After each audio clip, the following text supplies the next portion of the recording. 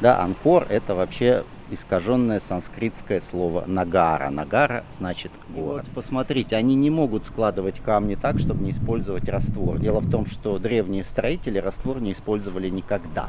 Это не краска, это выход солей марганца из песчаника. Некоторые сорта песчаника содержат очень много солей марганца. Небольшой блок, вот такой вот маленький совсем. И вот такие вот на нем длинные следы. А попробуйте в песчанике оставить такой след, вы замучаетесь. Вот эта вот дорога, она вела вот с востока, восток у нас там, непосредственно к Королевскому дворцу. То есть, мое предположение, что там был блок с барельефом, вопрос, куда они их все дели. И там еще большое помещение. Сейчас я попробую туда пролезть. Ой, высоко цепляюсь. Ух. Здесь неприятный запах, как в погребе деревенском. Вот. И тоже полигональная кладка шикарная. Хочу вам показать кое-что интересное. Кое-что необычное. Это вот эти вот блоки. Друзья, всем привет! С вами снова канал Мир на блюдечке. И я нахожусь сейчас в самом сердце древнего Анкора, а именно у стены города Анкор-Том. Анкор-Том — это переводится как большой город. Да, Анкор — это вообще искаженное санскритское слово Нагара. Нагара значит город. И вот этот вот Анкор-Том, как я вам уже сказал, находится в самом сердце Анкора. Это квадратный в плане город, окруженный высоченной стеной 8 метров высотой и примерно 3 метра шириной.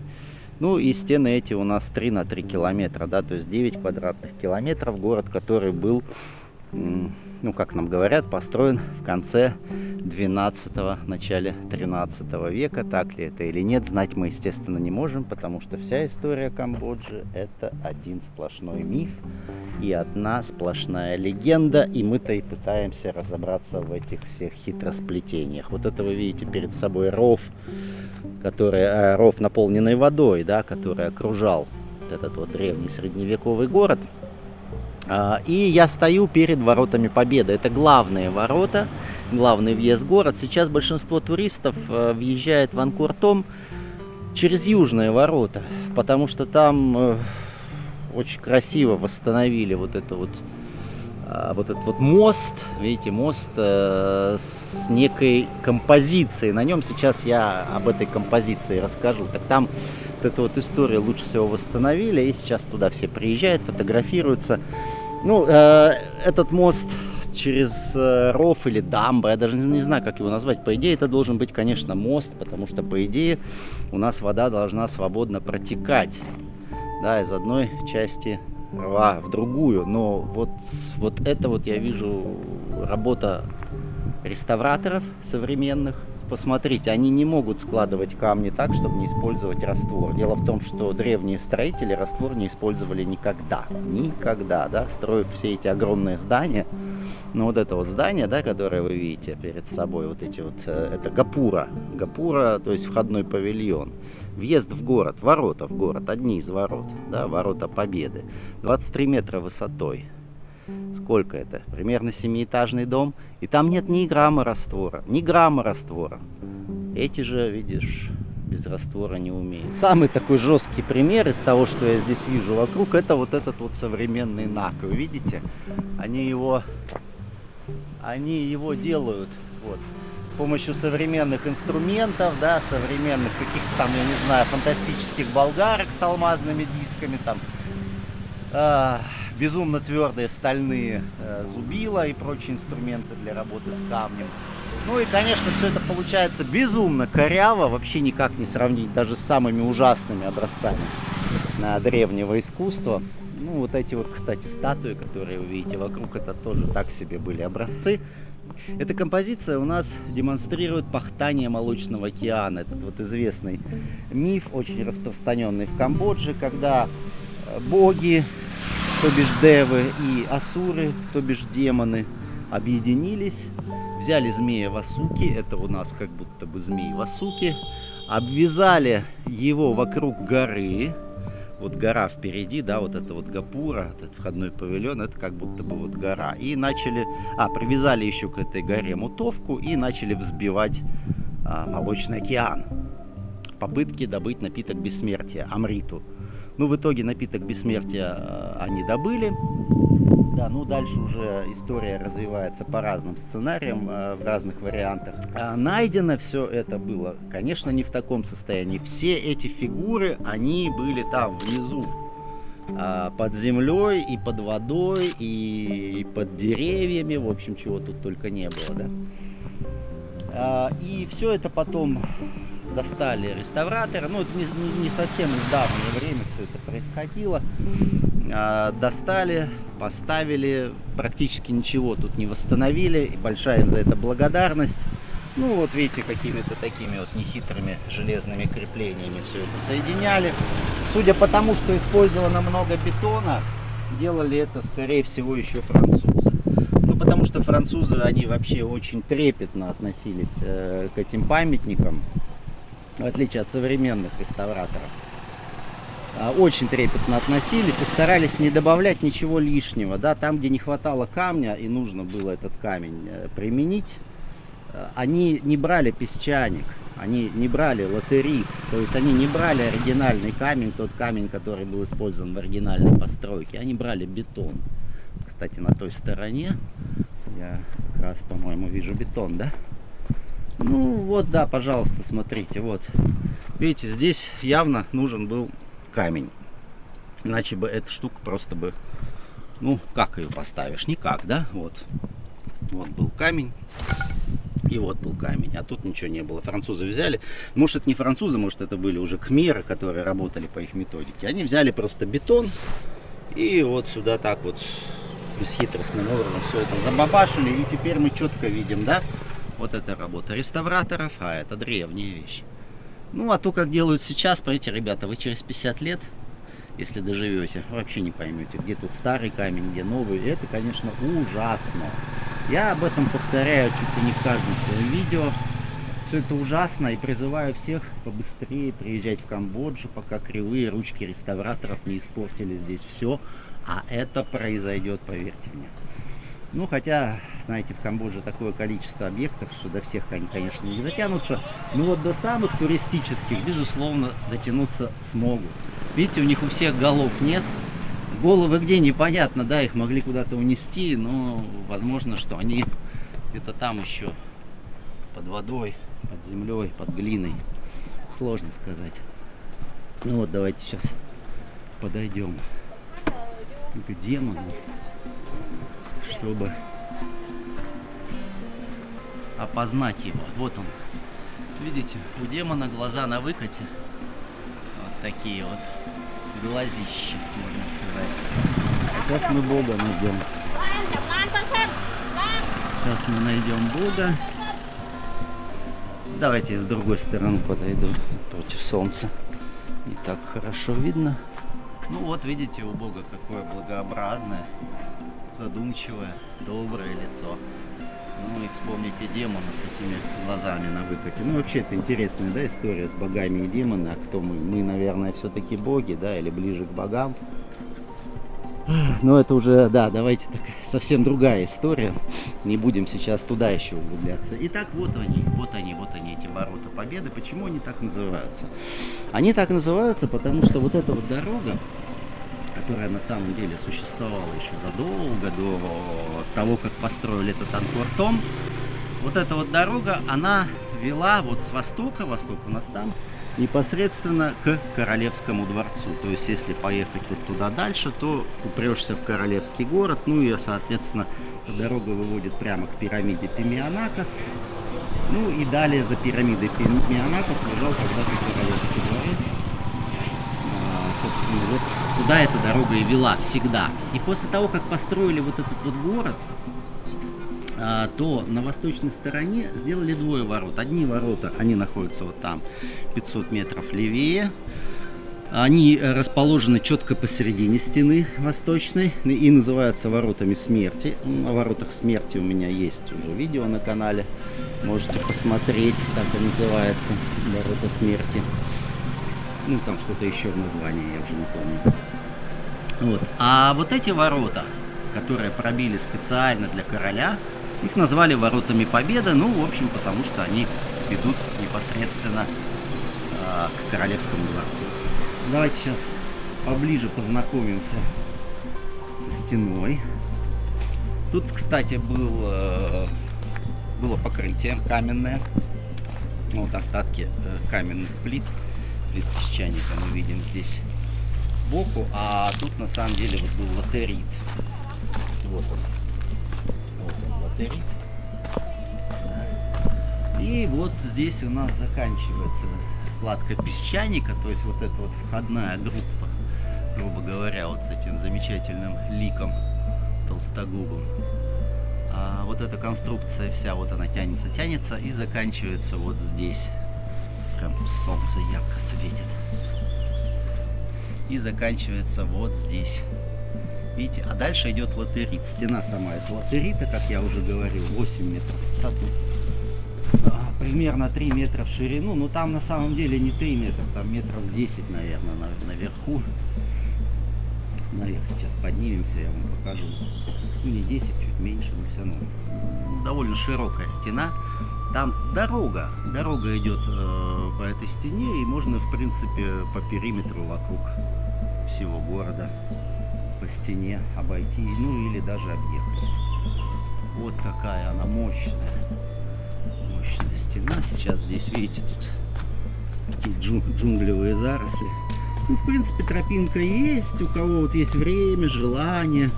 Я не знаю, в такую жару и духотищу, конечно, мало у кого есть время и желание. Ух, душно, потому что сезон дождей, а жарко, потому что солнце светит. Смотрите, какие там шикарные деревья растут на этой стене. Ну и сама стена, вот она вот такая вот мощнейшая стена. Это, конечно, не единственный укрепленный город в Камбодже. Есть и побольше города, есть и поменьше. На каждом шагу буквально. Ну, об этом мало кто говорит. Ну, конечно, об этом ученые все знают, но как-то не принято об этом вот так вот широко докладывать. Все по Камбодже все знают о храмах, да, вот Ангкор-Ват, Топром, Байон, ну и все, до свидания. Ну и там еще парочка каких-то. Даже про то, что Камбоджа страна пирамид, практически никто не говорит, но это настолько вот в глаза бросается, да, вот это количество безумное пирамид. Посмотрите, сколько у меня на канале фильмов про эти пирамиды, а сколько я еще не снял. Ух, ну ладно. Что же это за лик такой, что же это за лицо? Ну, везде пишут, что это либо Джаяварман VII, знаменитый король-строитель. Ему приписывается, собственно, постройка вот этого Ангкор-Тома. Знаете, какая официальная версия? Значит, Джаяварман VII, но это не он, я расскажу потом, кто это. Джаяварман VII, он был вообще военачальником Камбоджи. В 1177 году Ангкор якобы захватили чамы, 4 года здесь хозяйничали, а потом Джаяварман VII, будучи, как я уже сказал, военачальником, их отсюда изгнал в 1181 году, стал королем, но он имел право на трон, не то, что он там узурпировал власть, нет. Хотя, что мы там знаем, господи, это я так с такой уверенностью говорю, как будто я записной историк. На самом деле вся эта история, как я вам уже сказал, это все мифы и легенды. К правде мало имеют отношения. В общем, становится королем, и он повелел построить вот этот вот укрепленный город Ангкор-Том. Ну, так себе история, явно притянутая за уши, и, конечно, никакой это не Джаяварман VII и не Бодхисаттва Авалокитешвара, как говорят еще некоторые. На самом деле, эти же лица мы видим на башне храма Байон, все лица разные. То есть там одинаковых лиц никаких нет, есть женские лица среди них. Ну и, соответственно, вот эти лица, они тоже изображают что-то, нечто совсем другое, нечто кардинально другое, совершенно не то, о чем нам рассказывают книга. Да, то есть точно не Джаяварман VII и не Авалокитешвара. Это один японский профессор, кстати, очень подробно изучал эти лики, и он пришел, вернее, даже так скажем, он не пришел к однозначным выводам. Есть у нас декор, конечно, как обычно. Давайте посмотрим на декор. Но декор, как вы видите, довольно-таки замылился. Да, плюс вот это вот черное. Это не краска, это выход солей марганца из песчаника. Некоторые сорта песчаника содержат очень много солей марганца. И вот они проявляют себя. Вот там вообще какой-то смешной декор, кстати, гляньте. Вот это вообще убожество, да? Я не буду туда подлезать, так издалека вам покажу. А здесь у нас, смотрите, идет декорчик. И вот тут бац, и обрывается. Вот, видите, резко так обрывается. Ну, вот нормальная история, да, мы такое очень часто встречаем. Вот это, кстати, уже не декор, да, это уже вот муравьище. Не дай бог такое укусит, очень больно. Ну да, здесь уже все. Здесь вот как их установили, так они и стоят. Не, ну вот эти вот пропилы, они, конечно, сделаны уже были после установки, да. Ровные, хорошие пропилы, но дальше предполагалось на все это нанесение барельефов и, как обычно, интересные следы. Смотрите. Небольшой блок, вот такой вот маленький совсем. И вот такие вот на нем длинные следы.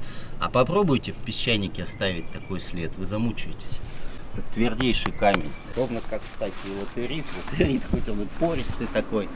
И при добыче он очень мягкий, его можно ножом резать как масло. Сейчас на солнце он уже затвердел и уже, в общем-то, гранитище. Гранитище.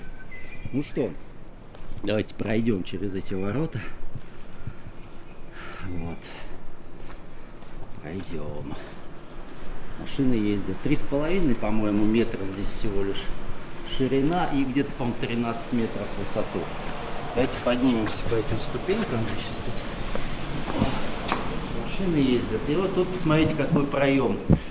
Значит, у этого города вообще 5 ворот. То есть четверо ворот расположены по сторонам света. И вот эти вот ворота Победы, да, это у нас дополнительные ворота. Как я уже сказал, 500 метров к северу от ворот смерти.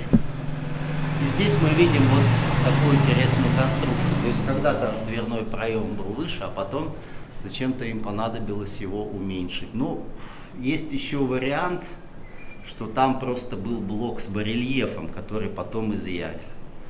Да, вот скорее вот такая версия будет более верная. С той стороны то же самое мы видим. И вообще у всех 4 ворот, всех 5 ворот мы видим одну и ту же историю вот с отсутствующим сверху блоком. То есть я не думаю, что они уменьшали дверной проем, но это, как говорится, всего лишь предположение. Мое предположение, что там был блок с барельефом, вопрос, куда они их все дели, и может быть они были из золота, я не знаю, что, куда. Непонятно, да? Здесь у нас, похоже, пора доставать фонарик.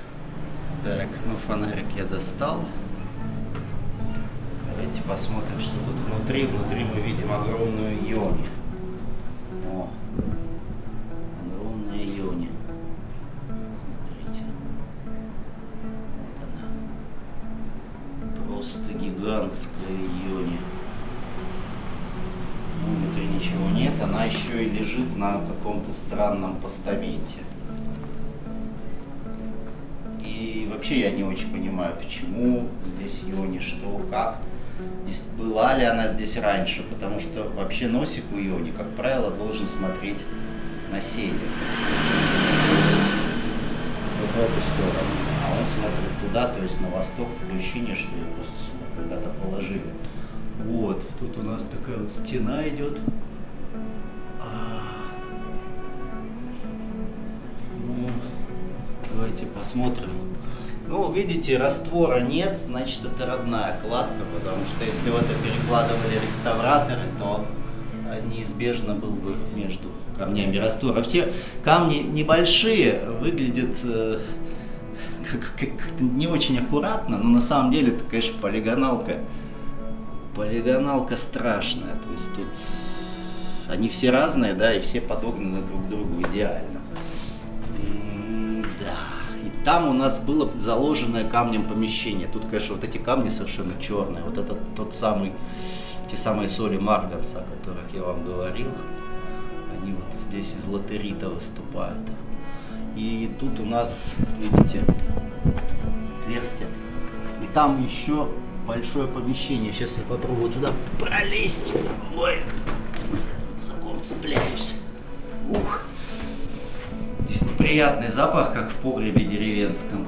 Вот. И тоже полигональная кладка шикарная.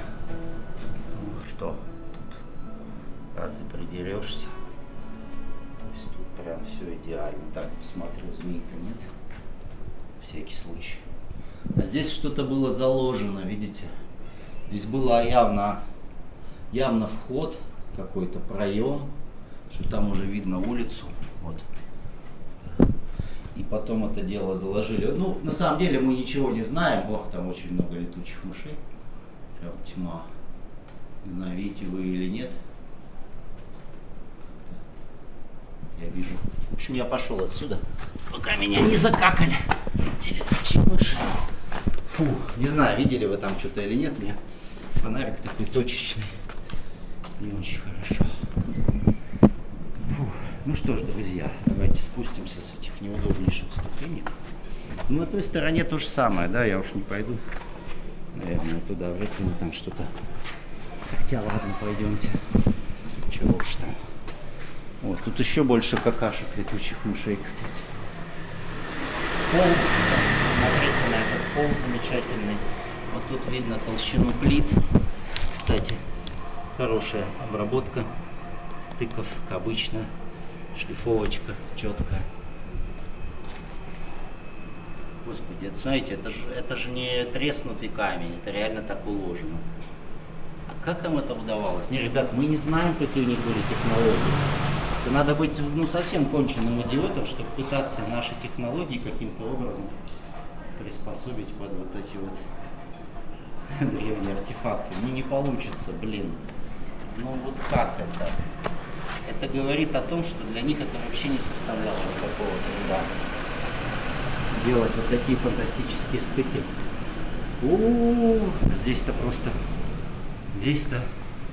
ребята, просто куча мегалитов. И здесь ничего не заложено, кстати. Да, здесь нет заложенного помещения. То есть тут тоже отлично уложенные камни, то есть это все родная кладка. Давайте пару шагов я все-таки сделаю внутрь. Ну, да, дальше особого смысла. Там тоже был заделан какой-то проем на внутреннюю сторону, да?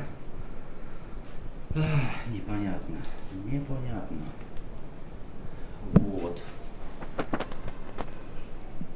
Ну и тоже, конечно, 100-500 миллионов летучих мышей. Да, это все откуда-то упало, что ли, непонятно. Как оно могло упасть? Там же вроде крыша целая. Кстати, интересно еще. Я не сказал вам. Но я сейчас пару слов буквально об этом скажу.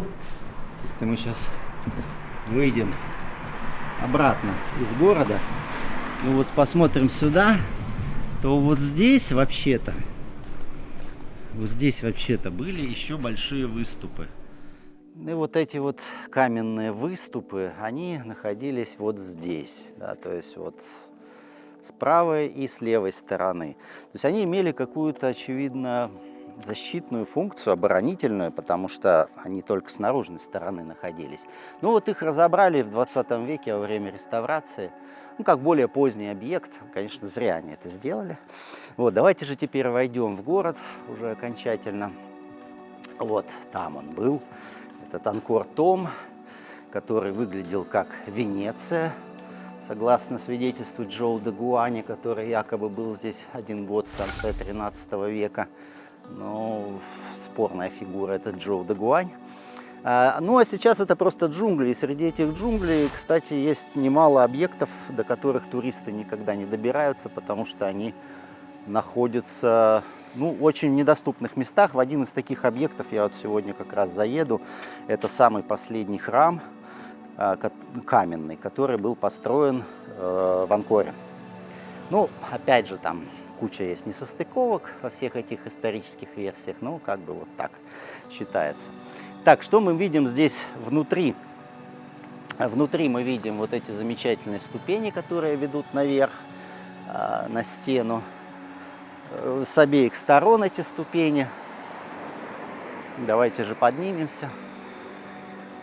Здесь мы видим, как и с наружной стороны, я вам там не показывал, ну сейчас покажу с удовольствием, слон Айравата, трехголовый слон Айравата, ну и наверху, очевидно, верховный бог Индра. Хотя некоторые особые фанаты официальной кхмерской истории говорят, что это Джайаварман VII, но им везде Джайаварман VII мерещится. Вот. Ну, так вот у нас официальная история, как правило, всегда и развивается. Да? У кого-то Петр I, у кого-то Джайаварман VII. Там, в общем, вы понимаете, о чем я говорю. Вот. Был ли он действительно таким великим королем, мы не знаем, просто о нем больше всего написанного сохранилось на камнях, да, не барельефы, в смысле, а надписи на камнях. Очень много упоминаний Джайавармана VII, и поэтому он считается великим королем. Ну, в основном из-за этого, я вам так скажу. Ему многое приписывается, строительство многих объектов, но там столько вопросов к этим объектам, что, знаете, объект традиционно приписывается Джайаварману VII, который жил в конце XII века. А потом выясняется, что, ой, мы тут видим следы, оказывается, строений 8 века, там, 10 века. И, в общем, на самом деле мы не знаем, когда было построено это здание. А везде написано в книгах Джайаварман VII, точка. Ладно, поехали дальше. Вот она стена. Вот она стена. Официально тоже пишут, что она 3 метра шириной. На самом деле нет. На самом деле она значительно шире. Если вот посмотреть туда, видите, она не заканчивается. Она не заканчивается, это не засып. Ну, тут, конечно, все мощно засыпано, безусловно. Огромный слой глины, но вот это конкретно не засып. Это вот там вот заканчивается стена. То есть тут мы видим, ну, метров 20 как минимум и толщина этой стены. От кого они собирались обороняться с помощью такой мощной стены, мы не знаем. Ну, на самом деле, это земля из рва, да, то есть вот землю, которую вычерпывали из этого рва, который окружает город, собственно, ее и использовали для строительства стены. Ну, скорее всего, точно никто не знает, никто же там не был. Ну, вот она, эта дамба. Так, мне там уже активно муравьи кусают. Вот это вот дамба, да, с композицией пахтания Молочного океана. Так, друзья, у меня авария, на меня напал огромный рыжий муравей. Я его раздавил. Он меня прям готовился сожрать. Ладно. Фу. Так, давайте сверху посмотрим на это. Ой, смотрите, какие изумительные картуши я нашел. О, там внутри какие-то божества сидят. Я, собственно, чего сюда иду? Я хочу вам показать Бодхисаттву Авалокитешвару. Бодхисаттва сострадания, которому якобы поклонялся Джайаварман VII. Но это опять же все у нас сказки Венского леса. Но тем не менее. Вот это у нас, судя по всему, Авалокитешвара. Ну, это может быть либо Вишну, либо Авалокитешвара, одно из двух. Да? Но так как считается повсеместно, что это у нас буддийская история, то говорят, что это Бодхисаттва Авалокитешвара. Как мы его отличаем? Вот у него митра, вот эта шапочка, ее же носит и Вишну. Ну и тут атрибутов мы, конечно, никаких не видим. Мы сейчас поднимемся с другой стороны. Да, мы сейчас вот с южной стороны находимся Гапура, поднимемся к северной стороне, посмотрим, что там у него в руках, потому что там такое же зеркальное изображение Авалокитешвары. Так. Давайте посмотрим еще на вот эту вот изумительную полигоналочку. Хочу вам показать кое-что интересное. Кое-что необычное. Это вот эти вот блоки. Они небольшие совсем. Видите, вот моя рука. Вот он блок, но посмотрите, какой интересный он формы. Опс, опс, и тут вот такой вот выступ идет. И вот здесь вот у нас тоже какое-то прямоугольное отверстие. А рядом еще более интересный. Смотрите. Вот. Еще более длинный выступ. Вот так вот интересно они делали. Причем это ж тоненькая плита вот в этом месте у нас получается. Ну тут, в принципе, она вся собрана из небольших блоков, но блоки, конечно, фантастические в плане обработки внутренних граней.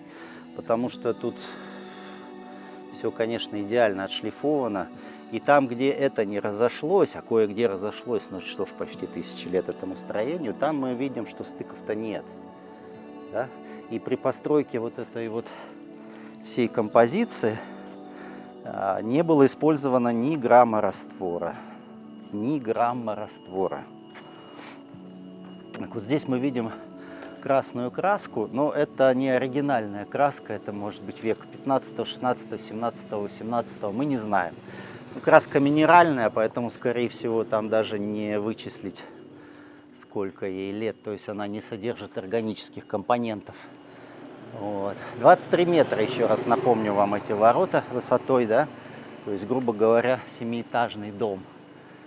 Здесь у нас тоже какой-то мощный очень барельеф, прям такие отдельно стоящие фигуры практически вы видите. Не знаю, правда, что это. Давайте поднимемся сейчас.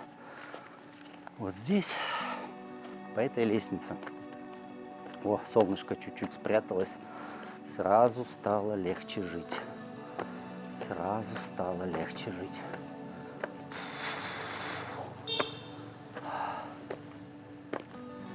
Такой интересный барельеф лежит, очень не похожий ни на что. С какой-то вообще шумерский. Ну, я шучу, конечно. Просто не очень похоже на то, что мы в Камбодже имеем. Здесь, кстати, видите, некая приподнятость на стене. Да, то есть тут вот такой вот слой, как будто бы даже два слоя, да, блоков латерита положено, как будто бы для того, чтобы отстреливаться. Ну, не знаю, чем они там отстреливались в то время. Ну и вот, пожалуйста, смотрите, это у нас стена, и там опять тоже куча блоков каких-то лежит, которые непонятно куда применить, да. И вот он у нас опять, как будто бы Бодхисаттва Авалокитешвара, такой толстенький. Ну и, собственно, что у него в руке, понять сложно. Да, тут не очень понятно, какие у него атрибуты. Ну и, как я вам уже говорил, в 500 метрах к югу отсюда находятся ворота смерти, да, которые уже находятся четко посередине вот этой вот восточной стены города. Вот ворота смерти были погребальными, то есть через них людей вывозили из города умерших, и там по оси дороги, которая вела от ворот смерти на восток, были найдены как раз во время раскопок погребальные террасы. Ну, а на самом деле вот это вот название ворота смерти, это придумали французы, они так назвали, Порт де ла Морт, по-французски, значит, ворота смерти. Вот, то есть вот эти ворота у нас, ворота Победы, были для того, чтобы король въезжал через них и ехал в свой королевский дворец, а ворота смерти к югу — это уже ворота, через которые люди покидали навсегда этот город. Кстати, интересно, что бог Яма, бог преисподней, он как раз у нас отвечает за южный сектор неба, да, и поэтому, в принципе, неудивительно, что ворота смерти лежат в 500 метрах южнее от ворот Победы. Ну что, друзья, подписывайтесь на наш канал. Подписывайтесь обязательно на телеграм-канал «Друг Аркадий». Ну и если вы хотите нас поддержать финансово, то, пожалуйста, подписывайтесь на Бусти. 200 рублей в месяц стоит подписка. Там и видео выходят раньше, там и фотографий публикуется значительно больше. Ну все, всем пока и надеюсь, что увидимся в Камбодже.